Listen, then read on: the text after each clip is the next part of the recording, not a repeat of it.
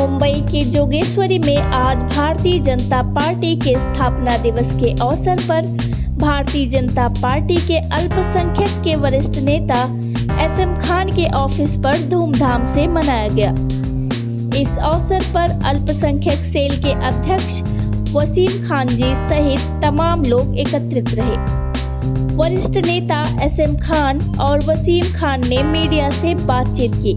उन्होंने मोदी सरकार की उपलब्धियों पर प्रकाश डाला और भाजपा द्वारा किए गए कार्यों की सराहना की। वहीं इस 2024 के लोकसभा में भारतीय जनता पार्टी और उनसे समर्थित पार्टियों को कैंडिडेट को जिताने का अपील किया। आपको बता दें, 6 अप्रैल को भारतीय जनता पार्टी का स्थापना दिवस मनाया जाता है। वहीं जोगेश्वरी में वर्सोवा विधानसभा में भारतीय जनता पार्टी अल्पसंख्यक के वरिष्ठ नेता एसएम खान की लोकप्रियता दिन पर दिन बढ़ती जा रही है। स्थानीय लोगों का बहुत अच्छा सहयोग एसएम खान को रहता है। सुनते हैं भाजपा के दोनों नेताओं की बातचीत।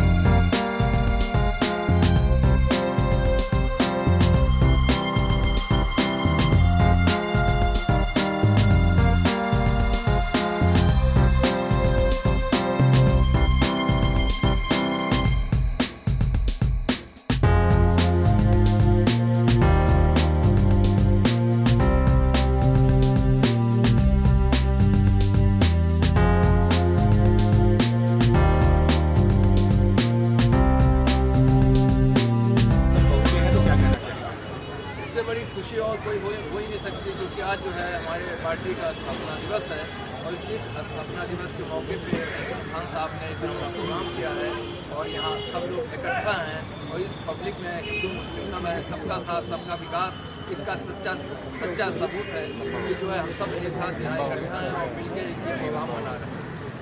Thank you. वसीम सर, देखिए जैसा आप सभी को पता है कि पिछले 44 सालों से एक ही भाव लेकर कि भारतीय जनता पार्टी कैसे हमारे देश की तरक्की हो, कैसे देश की एकता अखंडता कायम रहे, एक नेक नीयत और साफ नीति के तहत 2 सांसदों की पार्टी हुआ करती थी। और आज आप सभी को भली भांति पता है कि आज 300 से ज़्यादा सांसद वाली पार्टी है, लेकिन उसी सेवा भाव के साथ निरंतर ये पार्टी काम कर रही है। और आज जो 44 वर्ष पूरे हुए हैं, ये मुझे लगता है कि ये हम सभी के लिए बहुत ही अभिमान का दिन है, क्योंकि अगर जो हम 44 सालों का रिकॉर्ड देखेंगे तो सिर्फ सेवा, समर्पण और त्याग आपको दिखेगा। हमारा कार्यकर्ता सिर्फ राष्ट्र हित में कैसे देश को आगे लेके जाया जाए, उसके तहत काम कर रहा है, सेवा के भाव से। एसएम जी, आपसे जानना चाहूँगी, आज भाजपा का स्थापना दिवस है और लगता है भाजपा का जिस तरह से गठन किया गया था, क्या उस कार्य को लेकर जनता के लिए कार्य कर पा रही है? देखिए, जिन्होंने पार्टी का पौधा लगाया, आज हम उन्हीं के फल हैं, उसी पेड़ के फल हैं। और भारतीय जनता पार्टी जो मेंबर पार्लियामेंट 283 में होते थे, आज हमारे 400 की उम्मीद है। 2024 में 400 के पार कर रहे हैं हम लोग। नरेंद्र मोदी जी ने भारतीय जनता पार्टी को इतना आगे कर दिया है कि हर बच्चे की ज़बान पे भारतीय जनता पार्टी है। और आने वाले 2024 में इलेक्शन आ रहे हैं, इलेक्शन चालू हैं, मोदी जी 400 के पार जाएंगे और हम लोगों की मेहनत और भारतीय जनता पार्टी के कार्यकर्ताओं की मेहनत रंग लेके आई। सर, मैं जिस तरह से केक काटकर आपने यहाँ पे सेलिब्रेट किया है, किस तरह आपने सोचा कि स्थापना दिवस को किस तरह से भव्य रूप में बनाया जा सकता है? हमारी ये खुशी होती है कि हमारे कार्यकर्ता, हमारे लीडर सब मिलके एक साथ रहें। और केक काटने का तो एक बहाना है पार्टी का, ये एक मिलावा था कि मिल रहे सब लोगों से, और आगे का जो है इलेक्शन आ रहे हैं उसको आगे कैसे किया जाए। जो भी कैंडिडेट आता है, या हमारी पार्टी का है या अदर पार्टी का है या गठबंधन का है, तो उसको कैसे जीत के और मोदी जी को तोहफा दिया जाए, इसके वजह से तो आज हम लोगों ने केक काटा। तमाम समाचार पत्रों में सुर्खियों में आपका भी नाम था कि आपको भी यहाँ से लड़ाया जा सकता है। ये तो पार्टी का डिसीजन है, पार्टी जिसको चाहेगी वो पार्टी का निर्णय होगा, पार्टी के ऊपर है। सर, मैं आपसे जानना चाहता हूँ, स्थापना दिवस बहुत महत्वपूर्ण होता है, हर कोई अपने अपने तरीके से उसे सेलिब्रेट करता है, लेकिन आज जो स्थापना दिवस है, केक के अलावा कुछ और आप लोगों ने कुछ सेलिब्रेट किया है? कुछ देखिए, हम सबके जो महाराष्ट्र के अध्यक्ष हैं आदरणीय चंद्रशेखर बावनकुले जी और हमारे मुंबई के अध्यक्ष श्री आशीष शेलार जी के नेतृत्व में पूरे मुंबई में सेवा के भाव से कार्य हो रहे हैं। आज पूरे मुंबई में हजारों कार्यक्रम सेवा के रूप में हमने मनाया है।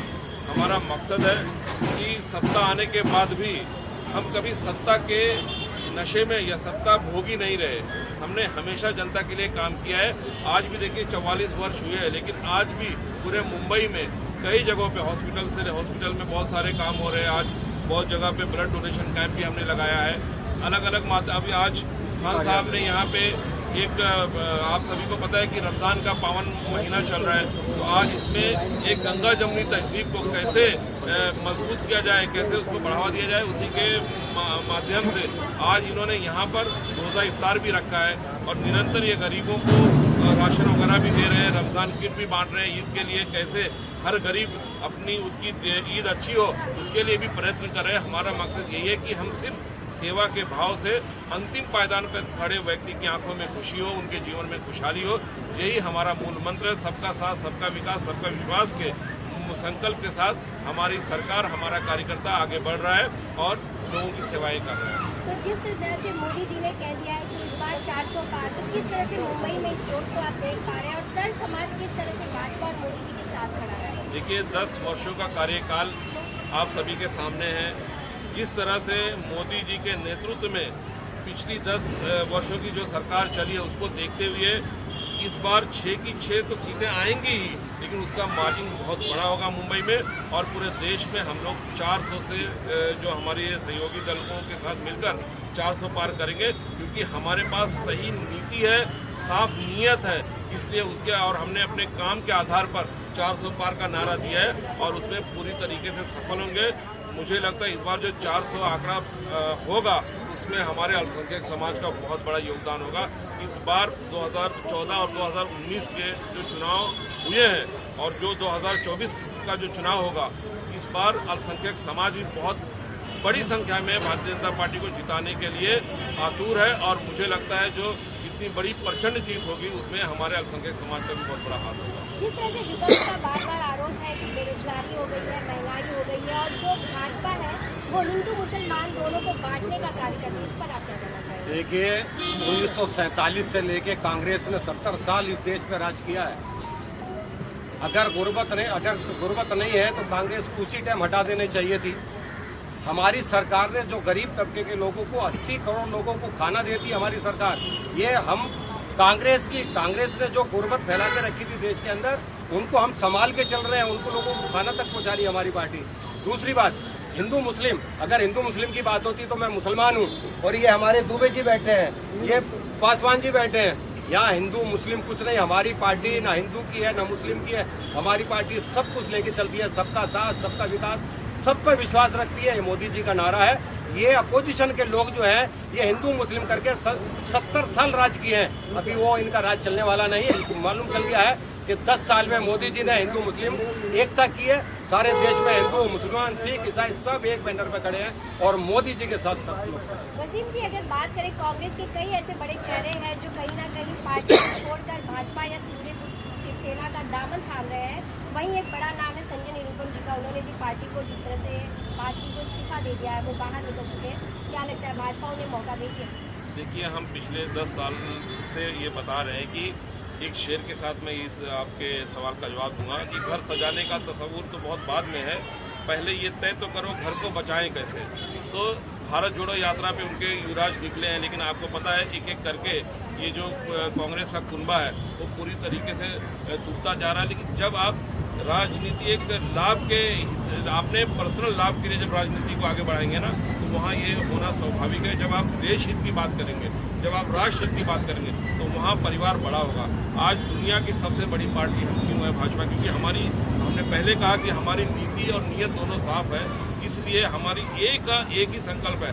हमने कभी अपने बारे में नहीं सोचा, हमारा देश, हमारे राष्ट्र के बारे में हम लोग सोचते हैं, तो इसलिए हमारा परिवार बढ़ेगा और जो जिनकी सोच तुष्टीकरण की सोच है, जिन्होंने हमेशा जात पात और देश को जात पात पे बांटा है, स्वाभाविक रूप से एक समय तक वो ज़रूर आप किसी को भ्रमित कर सकते हो, किसी को बेवकूफ़ बना सकते हो, लेकिन वो समय जब आएगा, जब आपका राज पूरी तरीके से खुलेगा और लोगों को मालूम पड़ेगा, तो आपका पूरा खुलना खाली हो जाएगा। आज कांग्रेस मुक्त का जो नारा दिया था माननीय मोदी जी ने, आज मुझे लगता है कांग्रेस मुक्त भारत अपने अंतिम पड़ाव में है।